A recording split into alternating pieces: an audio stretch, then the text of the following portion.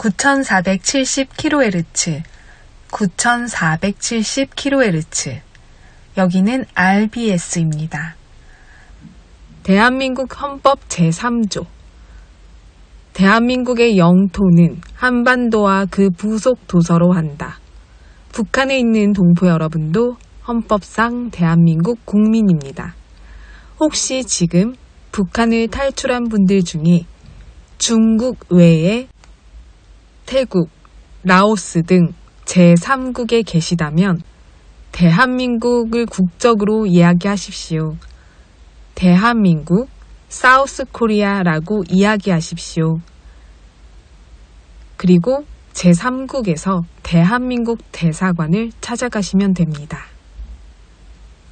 대한민국 대사관을 찾아가세요.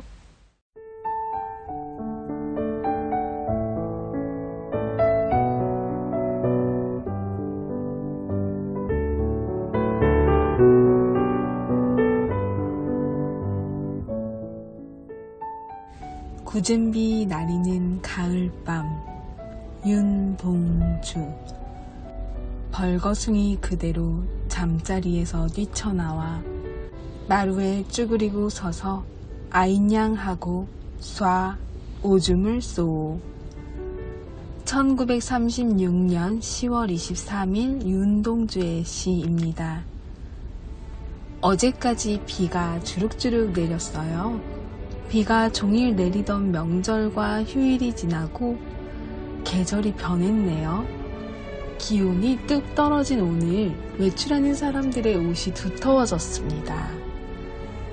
때에 따라 바뀌는 계절이 참 신기한데요. 그런데 몇 년 사이에 가을은 더욱 짧아진 것만 같아 아쉬움이 있네요. 은행나무는 아직도 초록색인데 노랗게 물들기 전에 가을은 서둘러 왔습니다. 이러다가 또 겨울이 되겠죠? 북쪽이 온도가 좀 낮기 때문에 우리 동포 여러분들은 월동 준비를 서두르실 것도 같아요. 온도가 급격히 떨어질 땐 감기 조심하시길 바라겠습니다. 따뜻한 물 드시면서 더울 때 벗더라도 외투도 챙기시면 좋을 것 같아요. 월동 준비 서둘러서 잘 하시고요. 우리 동포 여러분들의 삶이 더욱 나아지기를 소망하고 기도합니다. 오늘도 찬양으로 RBS 시작합니다. 이어서 날씨 예보 전해드립니다.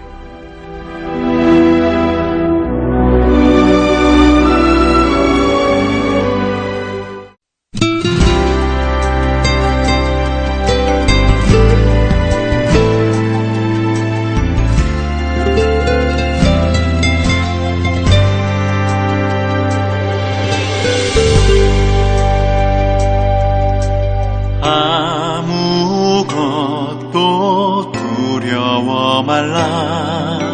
주 나의 하나님이 지켜주시네. 놀라지 마라. 겁내지 마라. 주님 나를 지켜주시네.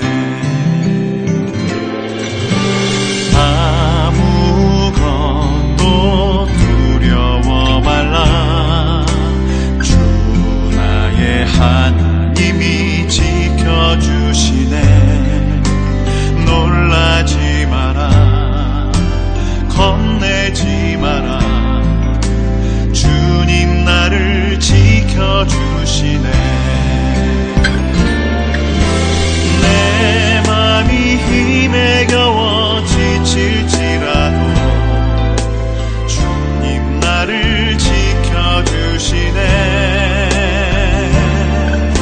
세상의 험한 풍파 몰아칠 때도 주님 나를 지켜주시네.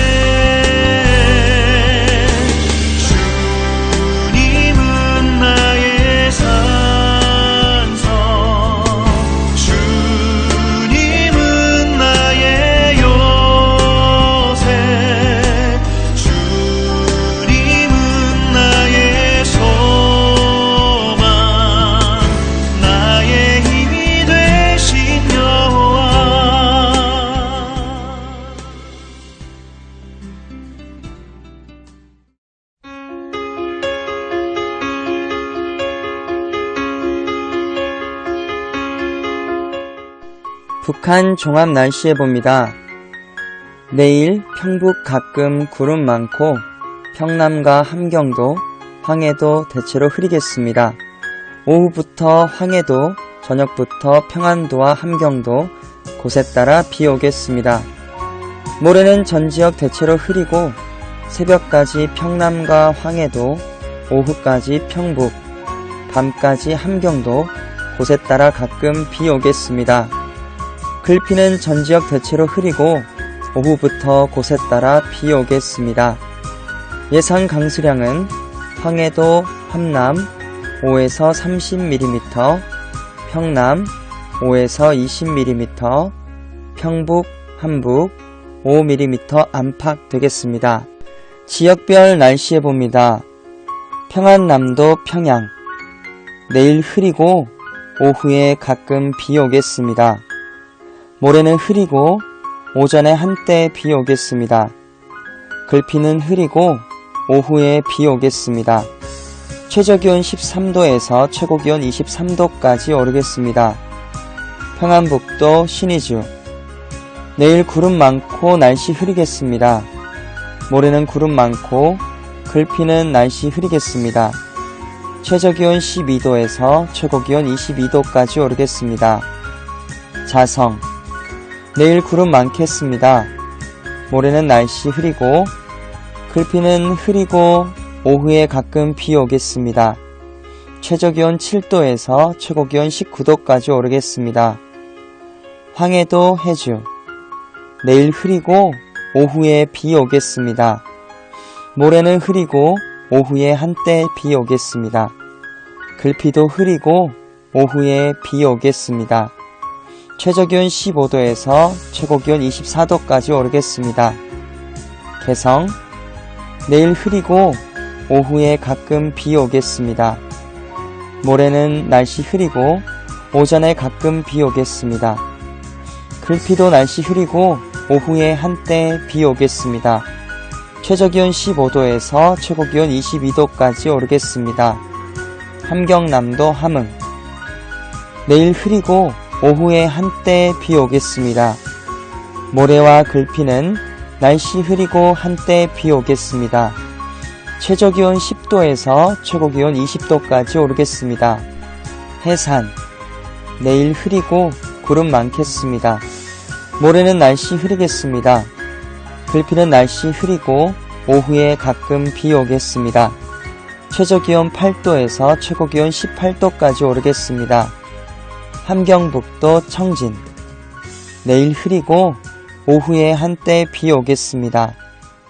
모레는 흐리고 오전에 한때 비 오겠습니다. 글피는 날씨 흐리겠습니다.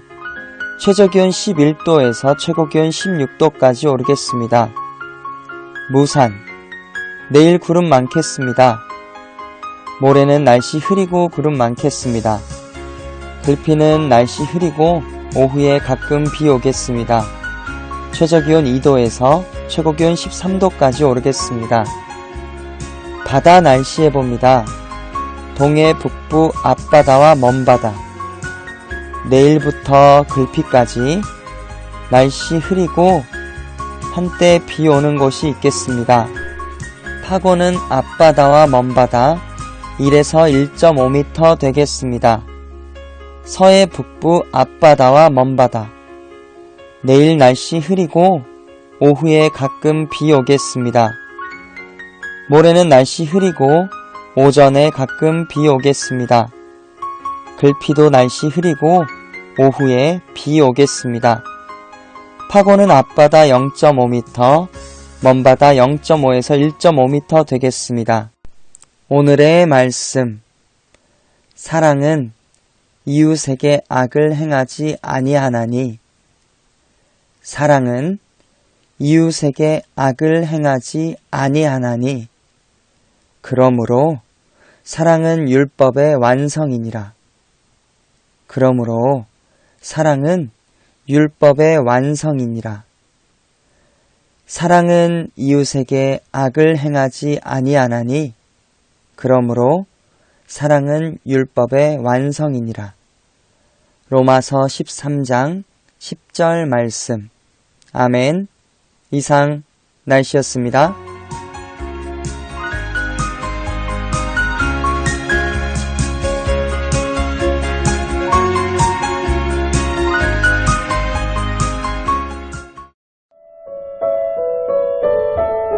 여기는 RBS 부흥복음통일방송입니다.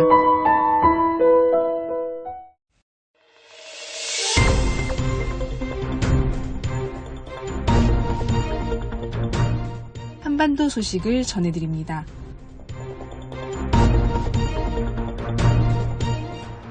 한류 단속 강화에 따른 북한 정치범 수용소 수감자가 증감했습니다. 반동사상 문화 배격법을 비롯해 한류 단속 법안이 강력하게 적용되면서 정치범 수용소 수감 인원이 작년 대비 2,900여 명 증가했습니다. 통일연구원이나 관계기관에서 그동안 정치범 수용소가 줄고 있다는 보도를 했으나 2024년부터 오히려 늘어나고 있다는 소식입니다. 북한에서는 제-몇 호 관리소라는 식의 표현을 하는데 정치범 수용소는 교화소라는 명칭으로 씁니다. 청진에 있는 수성교화소는 실제로 정치범들이 수용되고 15호인 요독 수용소와 16호 관리소는 체제 전복을 시도한 사람들이 수감됩니다. 18호가 반동사상 문화 배격법에 해당하는 정치 수용소인데 이곳은 사회 안전성에서 관리합니다. 14호는 정치범 수용소 중에서도 온 가족이 수감되는 곳인데 이미 오래전 회령에 있는 혁명지구 수용소는 폐쇄되었습니다. 이 때문에 그동안 한국에서도 북한 내 수용소가 줄어들었다고 주장했으나 그 외에 나머지 모두 존재하고 있습니다. 김정은이 한국을 적대 국가로 규정한 이후로 한국의 문화 콘텐츠를 유입하거나 유통하면 바로 정치범으로 다루어지게 됩니다. 북한 내에 남아있는 탈북민의 가족, 친척, 이웃들도 불안한 생활을 이어가고 있는데 탈북 브로커의 역할 중에 하나였던 탈북자들이 북한에 남아있는 가족에게 돈을 보내는 중간 전달자, 중간 매개자 역할을 했었습니다. 이들은 수수료를 받는 형식으로 수익을 얻었고 그리고 북한에 남아있는 가족에게 탈북자들이 북한에 돈을 전해줬었는데요. 최근에 단속 강화로 위험수당이 높아져 수수료가 20%에서 50%까지 올랐습니다.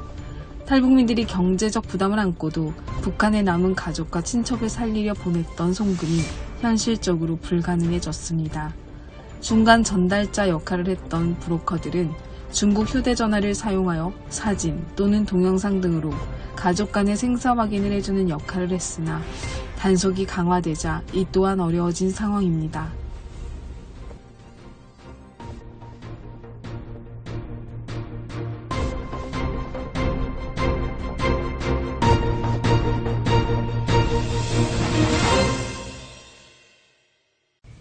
북한의 열악한 환경 중에서도 보육원에서 자란 한 소년이 있습니다. 그 소년은 23년 동안 북한이라는 곳에서 자라면서 희망이라는 것을 가져본 적이 없었습니다. 결국 탈북을 시도하다가 보입으로 끌려가서 갖은 고문을 받은 위력씨. 가느다란 숨만 붙어있던 것 같았던 상황에서 극적으로 탈출하여 3일 동안 죽을 고비를 넘기며 두만강을 건너 생명을 다시 얻게 된 이위력 씨의 이야기를 들려드립니다.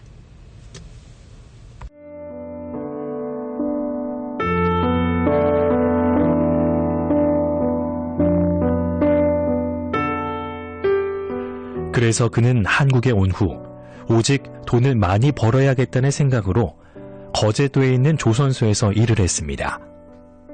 하지만 시간이 흐르고 가장 기본적인 삶의 욕구가 채워지자 비로소 한 번도 생각하지 못했던 것들, 나에 대해서, 미래에 대해서 생각해보기 시작합니다. 처음에 제가 한국에 입국했을 때 목표는 돈을 많이 벌어야겠다. 그 다음은 예쁘장한 새각시를 데리고 와야겠다. 왜냐하면 돈 많이 벌어서 좋은 집이 있어야 내가 새각시 데리고 올 수 있겠다라는 게 목표였어요. 제 1목표였어요. 근데 일을 하다 보니까 그래서 제가 의지할 건 오직 일밖에 없는 거예요. 일에 몰두하는 거예요. 그래서 돈을 많이 벌었어요. 근데 그것을 1년 정도 진행을 하다 보니까 사람이 질려요. 그 다음에 고민하는 게 그 부분이죠. 나에 대해서 생각을 하는 거죠. 내가 왜 이렇게까지 살아야 되나? 또는 앞으로 내가 이런 아빠가 돼야 되나? 아니면 언제까지 이렇게 살 거지? 사람들하고 대화도 제대로 못하고 끼지도 못하고 뭐 정치 얘기해도 연예인 얘기해도 끼지 못하고 음악 얘기해도 무슨 발라드가 뭔지 트로트가 뭔지 뭐 락이 뭔지 몰라요. 아무것도 몰라요. 그냥 혼자 서울 한복판에 서 있는 삶을 사는 거예요. 근데 돈은 있어요. 그래서 이 삶을 탈피하고자 서울에 올라왔어요. 공부해야겠다. 근데 저한테 공부라는 건 뭐 어떤 의미였었냐면요. 서울에 올라왔을 때 그 고아원에서 공부 과정을 졸업했냐고 물어봤는데 제대로 했겠습니까? 먹는 것도 제대로 안 되는데 거기서 공부가 가당키나 했겠습니까? 참 힘들었죠. 그럼에도 불구하고 여기에서 다시 공부를 하려니까 대학교를 입학해야 되는 내 조건에서는 어찌 보면 초등학교 때부터 한글부터 다시 배워야 되는 상황이었어요. 참 부끄러운 얘기지만 그때 한글도 까먹은 게 많았었어요. 그리고 한국은 또 변형된 것도 많잖아요. 뭐 두음법칙도 그렇고 모든 걸 다시 시작했어요. 그래서 1년 반 정도 준비했고요. 그렇게 열심히 공부해 대학에 입학한 위력 씨. 이위력 씨는 그때의 감격을 잊지 못합니다. 그래서 대학교에 입학했고 입학하자마자 그래 감사하대요. 와, 막 세상을 다 얻은 것 같고 막 물론 지금 다시 돌아와서 보게 되면 그때 그 거제도 조선소에서 돈 많이 벌 때 지금까지 벌었으면 그 액수 막 전자계산기 두드려 보면 이거 좋은 차도 사고 집도 샀겠다 막 이런 계산이 나오지만 하나도 부럽지 않습니다.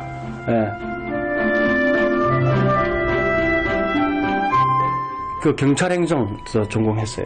그래서 뭐 아버지 경찰 쪽에서 근무를 하셨으니까 북한에서 쭉 자랐으면 경찰을 하지 않았을까 싶어요. 근데 그 꿈을 다시 여기서 피웠다고 보시면 되겠죠. 북한 경찰은 주민을 감시하는 시스템이에요. 한국 경찰은 주민을 보호하는 시스템이에요. 북한은 경찰을 만나게 되면 피하고요. 한국은 무슨 일이 있게 되면 경찰을 찾아가요. 그래서 북한에서는 경찰이 어떤 삶을 사는지를 제가 경찰 가족으로서 살다 보니까 알잖아요. 한국에 와서 이렇게 누군가를 보호하고 누군가를 챙길 수 있다라는 거에 대해 막 희열이 느껴지는 거예요. 막 상상하니까 막 행복하고요. 막 그때까지만 해도 경찰행정학과 입학하면 다 경찰이 된 줄 알았어요. 대학교 다닐 때 그때는 참 감사한 게 대한민국에서 탈북민에 한해서 대학교 등록금을 지원을 해줍니다. 또 그리고 심지어 장학금 제도도 있어요. 그래서 장학금도 받고 하니까 돈도 있고 공부도 하는 거예요. 막 그거 행복한 거예요. 하루하루가 막 젊은 아이들하고 공부하고 무슨 말인지 신기해도 그 애들이 또 뭐 형 오빠 하면 막 알려주고 뭐 엄청 얼마나 행복하겠습니까? 손뜨기가 여기 와가지고 막 젊은 아이들 껴주고 막 이런 그때는 막 뭐 너무 감사한 거죠. 막. 경찰행정학과를 졸업하고 지금은 대학원에서 북한학을 공부하고 있는 이위력 씨. 한국에 와서야 먹고 사는 문제에서 벗어나 비로소 나를 돌아보기 시작했다는 위력 씨는 이제는 내가 아닌 다른 사람이 보이기 시작했습니다. 한 번은 그 코이카시죠. 코이카에서 그 스리랑카 장애인 고아원 특수학교. 원래는 저는 그 자원봉사를 하려고 했었어요. 고아원에 다니려고 했었어요. 왜냐면 내가 북한 고아원에 있을 때 항상 그 문틈에서 이렇게 내다보게 되면 그 길에서 지나가는 사람들, 우리 울타리밖에 못 나가거든요. 이렇게 내다보게 되면 사람들이 두 가지가 딱 부러웠는데, 한 가지는 엄마 아빠 손을 잡고 가는 아이가 제일 부러웠고, 그러면서 나는 왜 부모가 이런 생각을 하고, 두 번째는 뭐냐면 상상을 하는 거예요. 배고프니까 막 이렇게 상상의 나래가 펴지는 거예요. 지나가는 사람이 나한테 빵 하나만 이렇게 딱 주면 얼마나 좋겠노, 막 이런 생각을 하는 거죠. 말이 안 되잖아요. 근데 그게 계속 상상하다 보게 되면 막 진짜 같아요. 막 지나가는 저 사람이 빵 들고 오네, 막 이래서 상상하고. 근데 한국에 오니까 내가 어른이 됐고, 저는 또 정부에서 도움도 받고 있고, 대학교도 다니고 있고, 돈도 있고 하니까, 돈이라는 기준이 몇 천만 원이 아니에요. 저한테는 많아야 100만 원, 200만 원이었겠죠. 빵을 좀 이렇게 아이들한테 갖다 주면 얼마나 그때 그걸 좋아할까, 이런 생각으로 해서 사실 시작해서. 오빠, 이거 봤어? 이게 뭔데? 오빠 코이카 알지? 코이카 해외봉사단. 코이카? 코이카가 뭔데? 코이카 해외 봉사단이라고 있는데 쉽게 말하면 해외에서 봉사활동을 하는 단체야. 근데 이번에 스리랑카 장애인 사회복지시설 자원봉사자를 모집한다는데? 오빠 예전부터 자원봉사 관심 있지 않았어? 맞아. 오빠 여기 한번 지원해봐. 나 이거 보자마자 오빠 생각이 나더라고. 그래. 이건 가야지. 이거 내가 꼭 해보고 싶었던 일이야.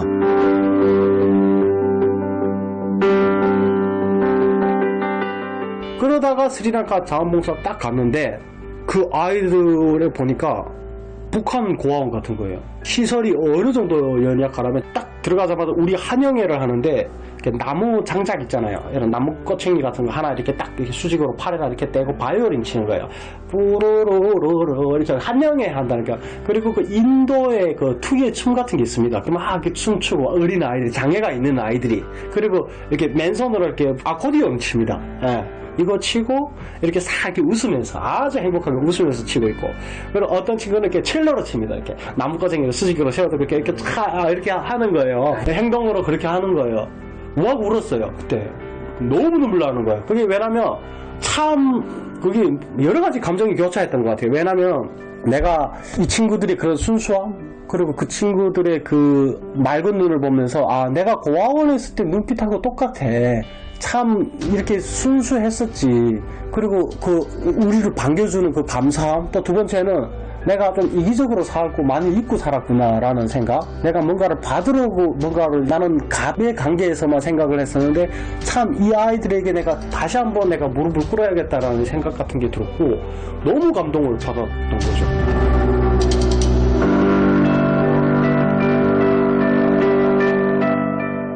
잊고 싶었던 북한에서의 기억. 하지만 스리랑카에서 만난 아이들 덕분에 오히려 좋은 기억으로 그때를 떠올릴 수 있었습니다.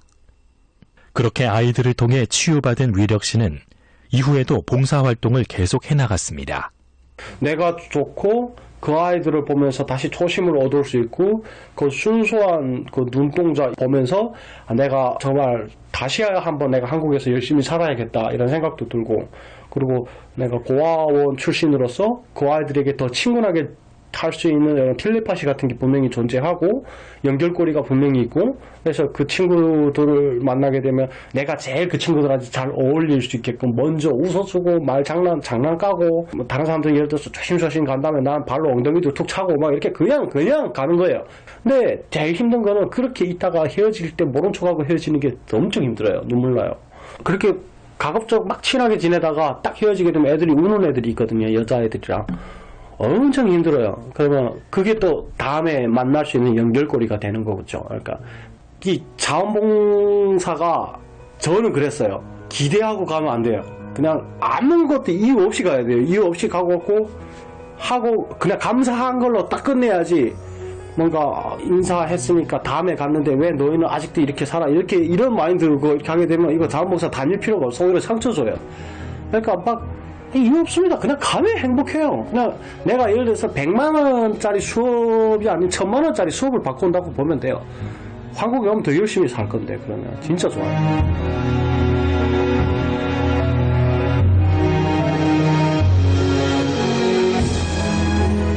지금은 여러 가지 사정으로 봉사활동을 자주 다니지는 못하지만 위력 씨의 꿈은 부모가 없는 아이들을 돌보는 것입니다.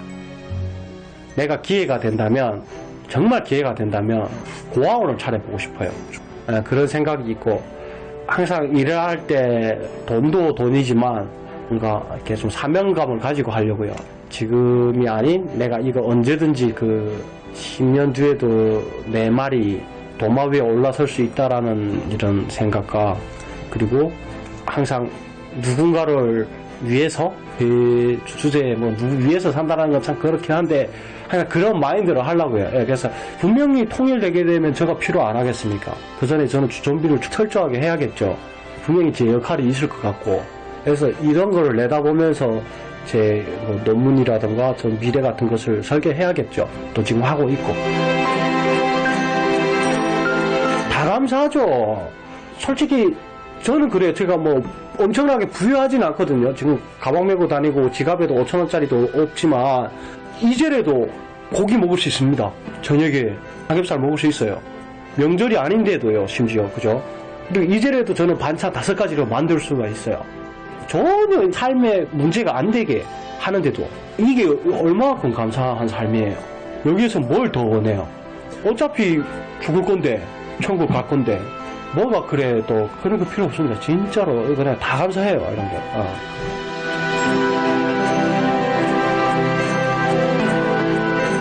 어린 시절 북한에서의 힘들었던 기억을 뒤로 하고 이제 위력 씨는 나와 같은 아픔을 겪는 아이들을 돌보고 싶다는 꿈을 꾸고 있습니다. 유년 시절 많은 것이 부족한 삶을 살았던 그였지만 이제 남은 삶은 감사와 비전으로 풍요로움을 누리게 되기를 소망합니다.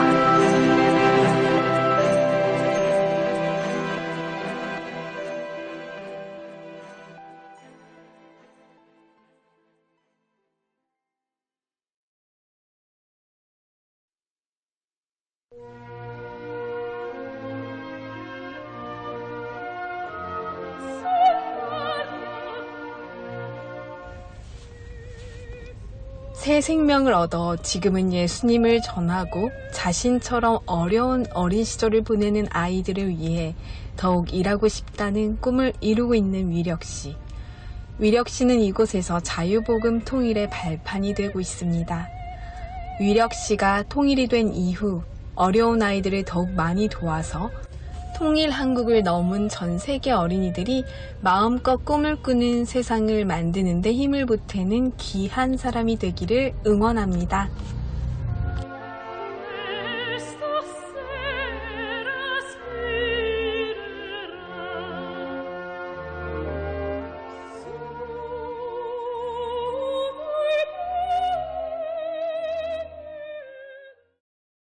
북녘 동포 여러분, 주님 안에서 정말 많이 사랑합니다. 저는 금요일 밤 11시에 또 찾아올게요. 서울에서 방한나였습니다.